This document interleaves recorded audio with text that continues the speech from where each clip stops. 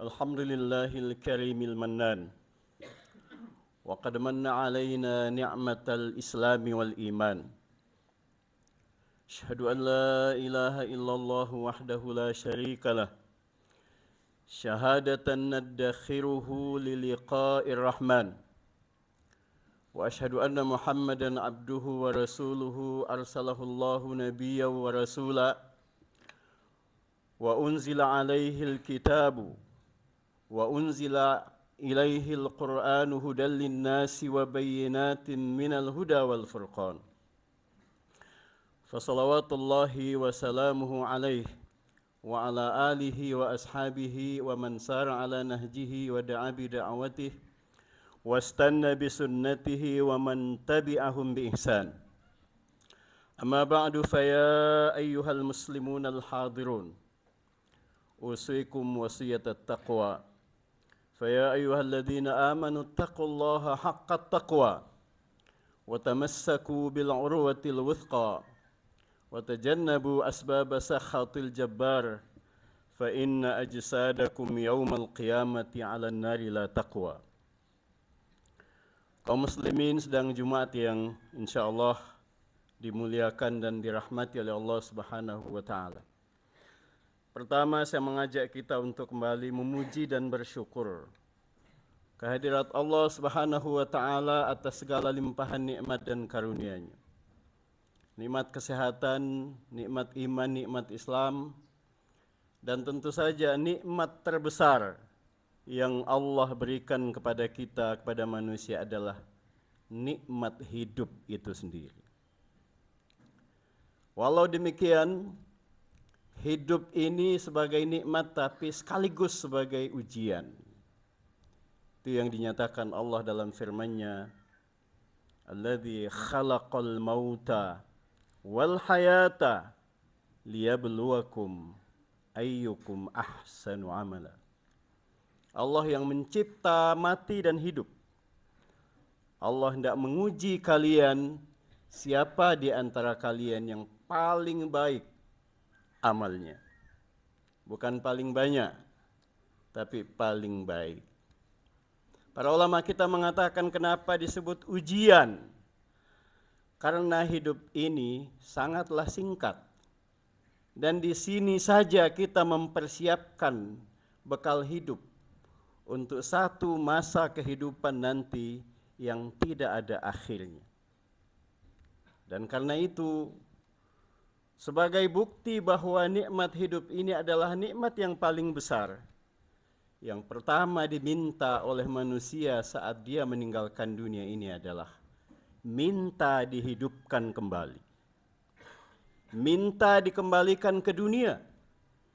Dan permintaannya bukan lagi untuk mengatur dan membuat rencana sesuai dengan keinginannya, tapi ingin hidup dan mengatur hidupnya menurut visi yang sudah ditetapkan oleh Allah Subhanahu wa taala. Dan itulah yang dia tinggalkan saat dia hidup. Sebelum dia mati, hidupnya sesuai dengan pilihannya sendiri, sesuai dengan pikirannya sendiri. Padahal manusia hidup di dunia ini sudah ada visi yang ditetapkan oleh Allah Subhanahu wa taala. Jadi persoalan besar yang dihadapi oleh manusia ini adalah ketika dia hidup tidak sesuai dengan visi Allah. Ketika dia hidup menyimpang dari visi yang sudah ditetapkan oleh Allah Subhanahu wa taala. Dalam Al-Quran ada 5 tempat atau ada 5 momen, ada 5 kondisi di mana saat itulah manusia ini meminta kepada Allah untuk dikembalikan ke dunia. Dan momen yang paling pertama, indal ihtidar idza jaa ahadakumul mautu, apabila kematian menjemput, mendatangi seseorang. Saat itulah pertama kali manusia meminta, wa qala rabbirji'un. Dalam surah Al-Mu'min, ayat Al-Mu'minun 98-99. Manusia itu berkata, ya Allah, kembalikan aku. La'alli a'malu salihan fima taraktu. Supaya Saya tidak lagi hidup seperti yang sebelumnya. Saya berjanji untuk hidup dan memenuhi seluruh ruang dan waktu kehidupan saya dengan amal-amal yang baik, dengan amal soleh. Tapi apa kata Allah menjawab permintaan ini? Kalla, tidak mungkin. Sekali-kali tidak mungkin engkau akan dikembalikan. Pada kesempatan yang lain, ada 4 kesempatan yang lain, pada saat dia melihat azab, sudah terlihat di depan matanya. Yang ketiga, pada saat memang dia sudah dimasukkan ke dalam azab. Dan yang keempat, pada saat dia sudah bergelimang di dalam api yang sedang menyala luar biasa. Dan yang terakhir adalah pada saat dia berhadapan dengan Allah Subhanahu wa Ta'ala. Tapi permintaan yang paling mengerikan adalah ketika dijawab oleh Allah permintaan untuk kembali ke dunia, tapi Allah mengatakan, alam nu'ammirkum ma yatadzakkaru fihi man tadzakkar. Bukankah saya sudah beri umur, saya sudah beri waktu. Ada waktu 30 tahun, bahkan ada yang sampai 70 tahun. Ada yang sampai pensiun. Yatadzakkaru fihi man tadzakkar. Sebetulnya itu sudah cukup untuk digunakan sadar, ingat. Kalau engkau memang mau sadar dan engkau memang mau ingat bahwa hidup di dunia ini sementara dan seluruh apa yang engkau perbuat di dunia ini akan ada pertanggungjawabannya di hadapan Allah Subhanahu wa Ta'ala. Jemaah yang dimuliakan Allah, agar tidak termasuk dalam kategori hamba Allah, meskipun ini tentu saja lebih identik dengan orang-orang kafir.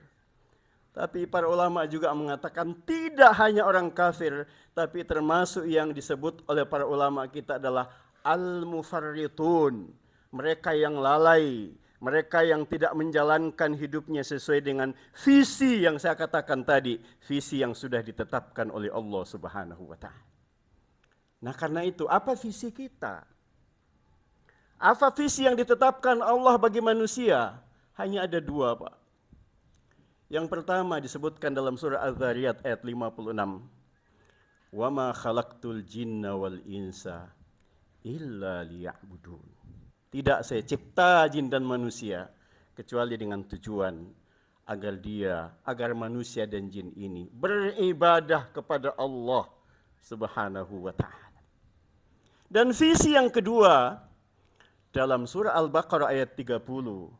Wa idh qala rabbuka lil malaikati inni ja'ilun fil ardi khalifah. Visi yang kedua yang Allah tetapkan bagi manusia adalah bahwa dia harus hidup sebagai khalifah.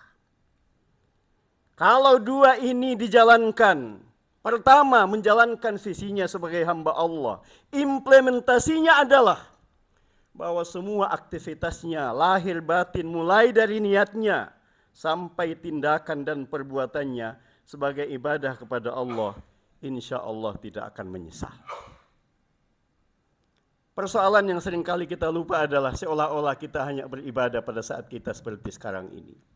Sedang ada di dalam masjid, sedang mendengarkan khutbah, sedang sholat, sedang puasa, sedang baca Quran, sedang wirid, sedang zikir.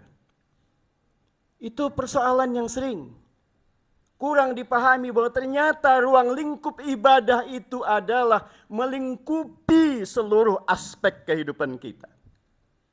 Saya di masjid tidak ada bedanya saat saya ada di kantor. Saya sedang beribadah kepada Allah Subhanahu wa Ta'ala. Saya di masjid tidak ada bedanya sedang saat saya berada di pasar. Saya sedang beribadah kepada Allah. Dalam kajian akademiknya memang dibagi 2. Ada namanya ibadah mahdhah, ibadah khusus, dan ada ibadah amma. Tapi secara substansi, seluruh apa yang kita kerjakan itu mestinya niatnya dan kita tempatkan dalam bingkai dan frame ibadah kita kepada Allah Subhanahu wa Ta'ala. Dan inilah, visi inilah yang insya Allah akan menjaga manusia dari perilaku yang menyimpang. Orang di kantor tidak mungkin akan korupsi meskipun ada kesempatan, kalau dia sadar bahwa apa yang dia sedang kerjakan sungguhnya adalah ibadahnya kepada Allah Subhanahu wa taala. Sebab tidak mungkin akan bersatu, akan bersama kemaksiatan dengan ketaatan kepada Allah Subhanahu wa taala. Tapi apa yang membuat kadang-kadang perilaku berbeda perilakunya pada saat dia di masjid dengan dia di pasar, dia di toko, dia di sekolah, dia di kampus, dia di kantor. Karena ini terpisah. Seolah-olah ibadah itu hanya di tempat-tempat tertentu dan hanya pada amalan-amalan tertentu. Padahal ibadah itu menurut Ibnu Taimiyah adalah segala perbuatan yang kita lakukan dicintai dan diridhoi oleh Allah Subhanahu wa taala. Itu adalah ibadah kita kepada Allah. Saya menjalankan pemerintahan sebagai pemimpin misalnya. Kalau ini saya mencari ridho dan mencari kecintaan Allah, tugas saya itu adalah tugas mulia. Itu sebabnya mengukur kesalehan seseorang itu juga tidak harus selalu sama, Pak. Tidak harus selalu ukuran kesalehan orang itu baca Quran setiap hari 1 juz. Sebab ulama kita mengatakan bahwa ibadah yang paling utama bagi setiap orang adalah namanya ibadatun huwiyah. Ibadah yang cuma dia yang bisa melaksanakan, orang lain tidak bisa. Ibadahnya pemimpin, ibadah utamanya seorang pemimpin, ibadahnya sebagai pemimpin. Sebab tidak semua orang bisa melaksanakan apa yang dia kerjakan. Tidak semua orang bisa dengan tanda tangannya bisa mendatangkan banyak kebaikan. Dengan tanda tangannya bisa menghilangkan banyak keburukan.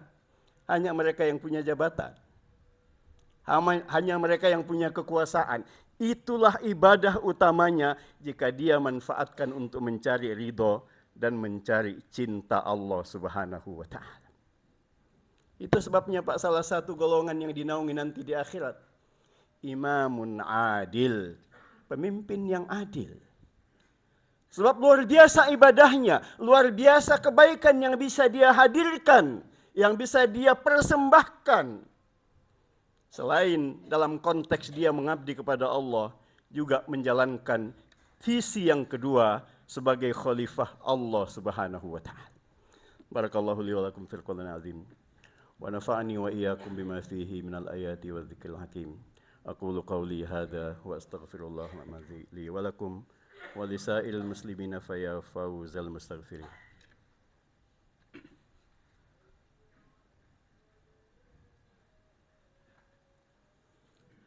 Alhamdulillahilladzi hadana li hadzal din. Wa ma kunna linahtadiya laula an hadana-Allah. Asyhadu an la ilaha illallah wahdahu la syarikalah wa asyhadu anna Muhammadan abduhu wa rasuluhu la nabiyya ba'd. Saya tambahkan pada visi yang kedua adalah visi kita sebagai khalifah. Implementasi konkret dari tugas kita sebagai khalifah adalah bahwa setiap manusia itu berkewajiban untuk memakmurkan kehidupan manusia di bumi. Jadi apa yang terjadi yang kita saksikan termasuk yang masih berlangsung sampai hari ini. Ada pembantaian, ada penghancuran, ada pengrusakan. Bahkan kadang-kadang itu dilakukan kepada makhluk termulia yang namanya manusia. Itu karena manusia menyimpang dari visi yang ditetapkan oleh Allah Subhanahu wa taala.